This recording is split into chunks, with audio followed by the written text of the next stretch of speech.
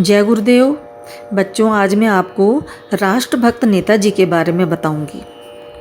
आज से 75 वर्ष पहले उड़ीसा प्रांत के कटक नामक नगर में एक प्रतिष्ठित परिवार में नेताजी का जन्म हुआ। बालक का नाम सुभाष चंद्र बोस रखा गया। आप सब 8 भाई और 6 बहनें थे। आप सबसे छोटे थे। 5 वर्ष की आयु में आपको एक अंग्रेजी स्कूल में पढ़ने के लिए भेजा गया। उस समय भारतवर्ष में अंग्रेज़ों का राज्य था। अंग्रेज बात बात में भारतीयों का अपमान करते थे। इसी तरह इस स्कूल में भी बंगाली छात्रों का अपमान किया जाता।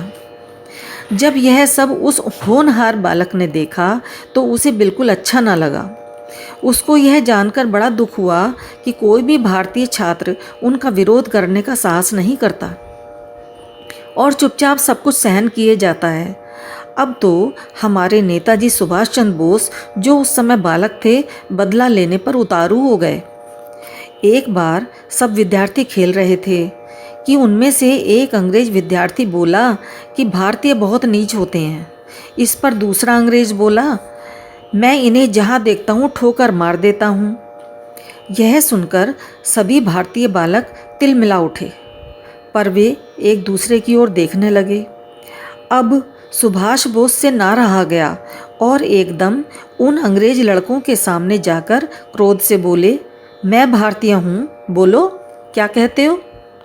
बालक सुभाष का यह रूप देखकर अंग्रेज बालकों के होश उड़ गए और वे अपराधी की तरह कुछ नहीं बोले। तब हमारे नेताजी सुभाष बोस उनकी ओर बढ़े और बोले, भारतीय नीच होते हैं। ऐसा कहकर उन दोनों को ठोकर से भूमि पर गिरा दिया। अब तो सारा स्कूल थर्रा उठा।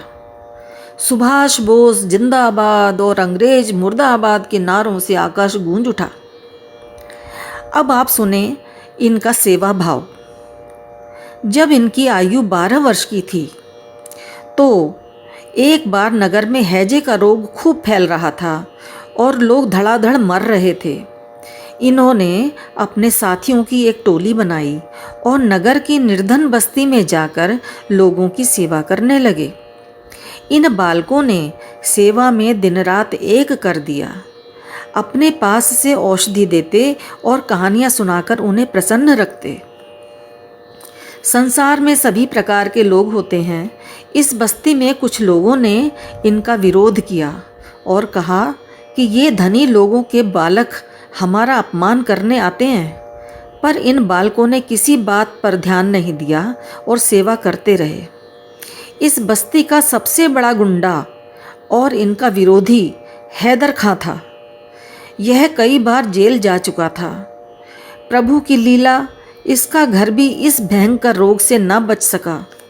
इसने बहुत से हाथ पांव मारे कि कोई डॉक्टर या वैद्य मिल जाए, पर कोई प्रबंध न हुआ। अंत में निराश होकर माथे पर हाथ धरकर भाग्य को कोसने लगा। इतने में क्या देखता है कि उन्हीं सेवाव्रती बालकों का झुंड उसके टूटे फूटे मकान में घुसकर रोगियों की सेवा में जुट गया। मकान को साफ किया, रोगियों को औषधि दी और उनकी उचित सेवा की गई। इन बालकों ने कई दिन तक उस परिवार की सेवा की और अंत में प्रभु की कृपा से घर के सब प्राणी निरोग हो गए। अब तो उस नामी गुंडे को भी रुलाई आ गई और उसने हाथ जोड़कर उन बालकों से क्षमा मांगी और बोला, मैं कितना पापी हूँ। मैंने आपका जी भरकर विरोध किया, पर आपने उल्टा मेरे परिवार को जीवन दान दिया। उसका मुंह आंसुओं से भीग गया। यह देखकर उस दल के मुखिया बालक सुभाष ने कहा, तुम इतने दुखी क्यों होते हो।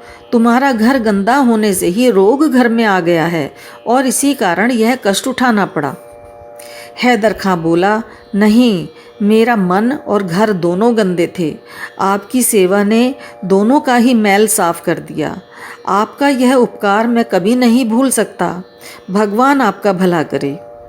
बड़े होने पर आपने ICS परीक्षा पास करने पर भी अंग्रेज़ों की नौकरी करना स्वीकार नहीं किया। ICS उस परीक्षा का नाम है जिसमें पास होने पर डिप्टी कमिश्नर आदि बड़े बड़े पद प्राप्त होते हैं। आप आयु भर देश की स्वतंत्रता के लिए लड़े, आपकी आयु का बहुत बड़ा भाग जेल में बीता और इसी कारण आप बीमार रहने लगे। आपने कुछ समय बाद देश से बाहर जाकर आज़ाद हिंद फौज बनाई और अंग्रेज़ों के विरुद्ध युद्ध छेड़ दिया। इस युद्ध में आप सफल ना हुए। युद्ध में ही आप लापता हो गए और फिर कभी आपकी कोई खबर नहीं मिली। परंतु बाद में भारतीय जल और थल सेनाओं ने अंग्रेज़ों के विरुद्ध विद्रोह कर दिया।